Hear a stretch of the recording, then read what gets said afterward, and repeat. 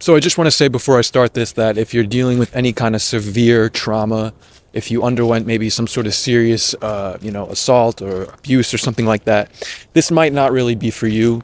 In fact, I would recommend not really taking my advice in this video. You might need some sort of professional help or something like that. What I'm going to talk about is more for people who are dealing with things like rejection, feelings of inadequacy, low self-esteem, just sort of the things that we all kind of deal with. So just keep that in mind. When you deal with feelings of hurt, when you have emotional pain, feelings like not feeling good enough, inferiority, jealousy, an intense desire for something, anger, rejection, anything like that. Just the sort of typical feelings that occur when you exist in this world as a human. I believe one of the reasons is that they persist for so long is because we don't face them head on. We don't deal with them right away. So I'll use an example that everybody can relate to. Oh, look at this deer. Can you see him? I don't want to disturb him.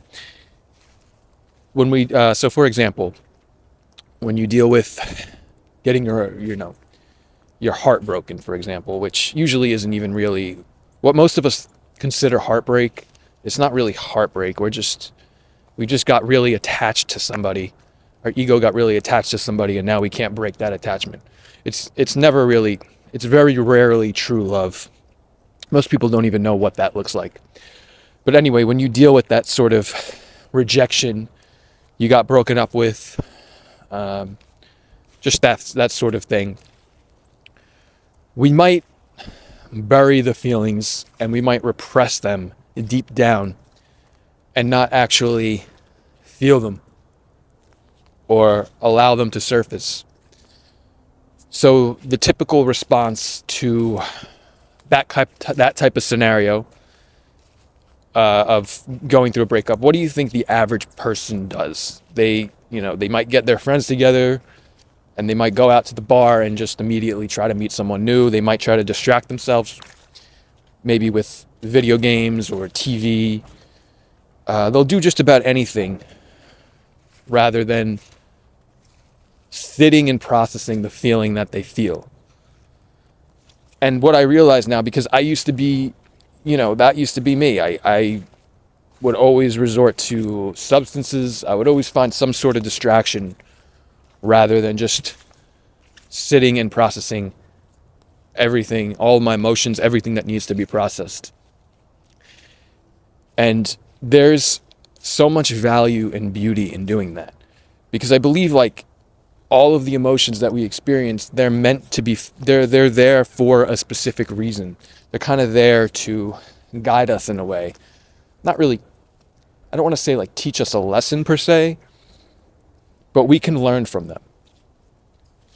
We can learn from our emotions. And it wasn't until I started to do this, until I started practicing the letting go technique, until I started daily meditation, until I started learning to just sit and be with everything, is that I really started to evolve as a human. I became a lot more intelligent. I became a lot more intuitive. I became a lot more aware. I became, I finally started becoming the person that I always wanted to be just by doing this one simple thing. There was a lot of things I probably did, but this one simple thing of being able to sit and process everything that you feel and being able to really just sit with yourself, I would say that there's probably more value in that than anything else that you can do. Some people are still under the illusion that achieving some sort of fitness goal is going to bring them the happiness that they desire. Well, I can tell you from experience that was another distraction of mine, and I was probably the most miserable and depressed when I looked the best physically and when I was living in the gym every day. In fact, I could specifically remember, I was like probably the most miserable time in my life.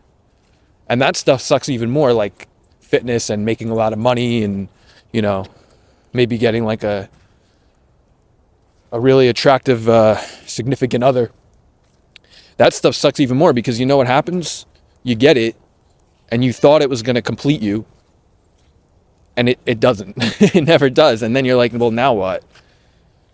And then some people, like myself, they go through that phase. We kind of all have to go through that phase at some point of acquiring worldly stuff, thinking it's going to fulfill us.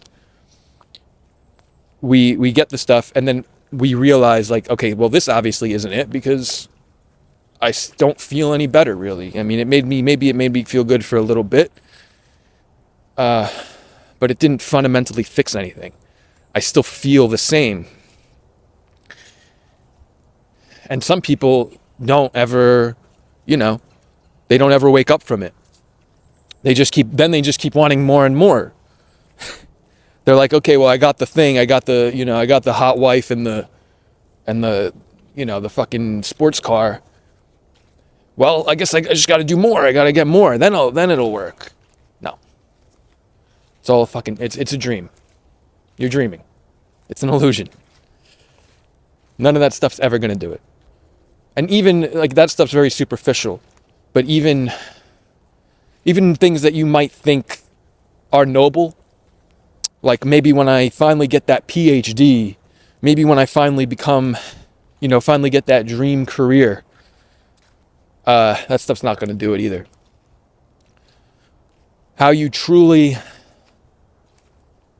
overcome your feelings of inadequacy, inferiority, how you just truly become comfortable in your own skin, how you truly feel peace and contentment, is by learning to sit and just be. You learn to sit and process everything. You come to realize that this was the missing key all along. This is what you actually needed. You're not going to find it in the relationship. You think that that's going to bring you the fulfillment. You think that maybe having your own kids is going to bring it to you. It's never going to be found in the world. It's only going to ever be found in being able to sit and just be and exist. This is what any brilliant mind has ever... Why do you think that most older people, I would say pretty much anyone over the age of like 50, for the most part, they aren't really running around chasing things the same way that younger people are? And you could say maybe because they're older, they just have more of a lack of ambition. But I think it's because you just, as you naturally age and you become more wise, you start to understand that, like, what we're really searching for is never found in any of that stuff.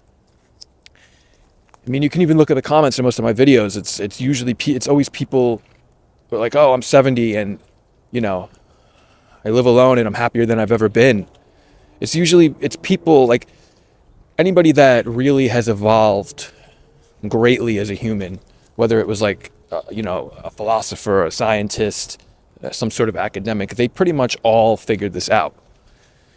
I got really off track with this video. I really meant to just talk about how you must face all of your emotions head on instead of letting them linger and letting them stay deep inside of you, because they're just going to cause you more turmoil over time.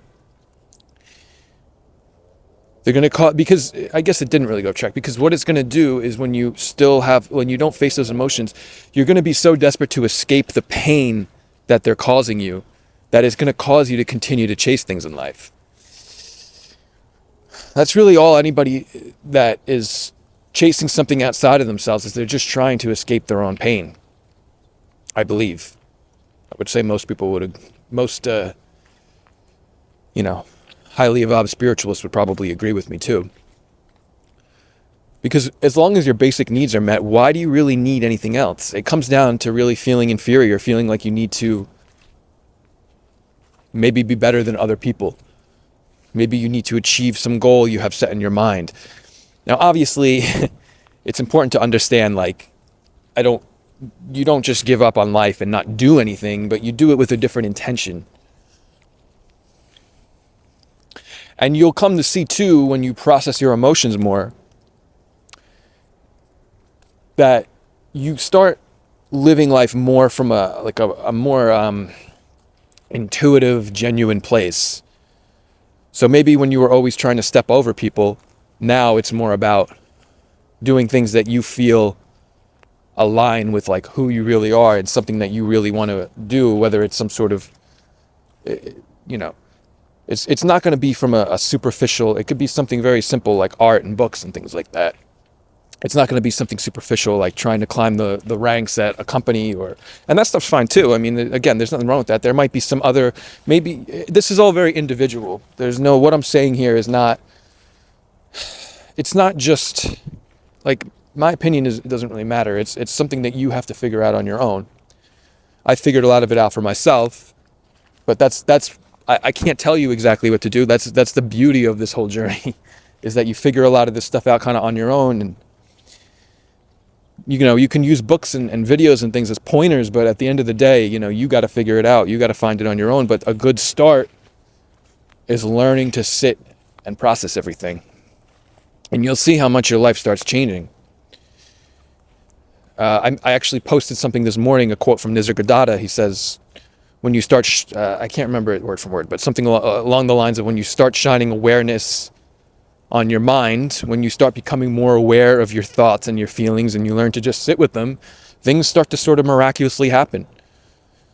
You might fall into situations that you feel like really align with you. You might meet people that really align with you. But when you're living from the ego, these types of things don't happen. You're just stuck on the hamster wheel. It's important to remember that when you're dealing with, any kind of rejection or heartbreak or whatever you may be feeling, you really want to be there with it right away. As soon as it comes up, you don't want to repress it. You don't want to run from it. You don't want to resort to the alcohol or the weed or whatever. You want to be there with it. You want to be there for yourself. Think of it as like, if a good friend or family member were to call you and tell you that they're feeling bad, and like, would you mind, hey, would you mind just coming over and just sitting with me for a bit? And you're like, yeah, sure, of course. Do that for yourself. Do that for yourself when you're not feeling well emotionally. Whether you're dealing with loneliness or anxiety, whatever it might be. Learn to just sit and be there for yourself the same way you would a friend, and let everything be. And I mean really let it be. If you've ever read the book The Untethered Soul, he uses a really good example of this, of what happens when you don't face emotional feelings head on. He says that it's kind of like having a thorn stuck inside of you that's always there, and you know it's there, and anytime anybody touches it, you feel the pain. Anytime somebody gets close to it, or you rub up against somebody, you bump into somebody, you feel the pain of the thorn. So you spend your whole life making sure that this part of your body, let's say you have the thorn stuck in your arm, you spend your whole life making sure your arm doesn't ever rub up against anybody, that nobody touches it. But why not just pull the thorn out right away? Wouldn't that make more sense? And that's sort of the same thing with, with the feelings that we go through. We bury them down deep inside of us, but let's just feel them right away. Let's just pull the thorn out head on. And then you never have to feel that pain again. Just get it over with. This is why some people will go years still, angry at people or certain situations, certain traumas they might have experienced. They carry it with them their whole life. But if you just feel the pain that's trying to be felt, that might be the solution. But a lot of us just don't know this. It's not that we won't do it or we don't want to. We just don't understand this because this isn't something that's really taught to the world. But I guess I feel like that's part of my responsibility here, I think that's all I have to say for this. But I'm about to embark on a very long run. quite peaceful out here, very empty, just the way I like it. All right. Well, I hope everybody has a great weekend. And please feel free to share your thoughts below.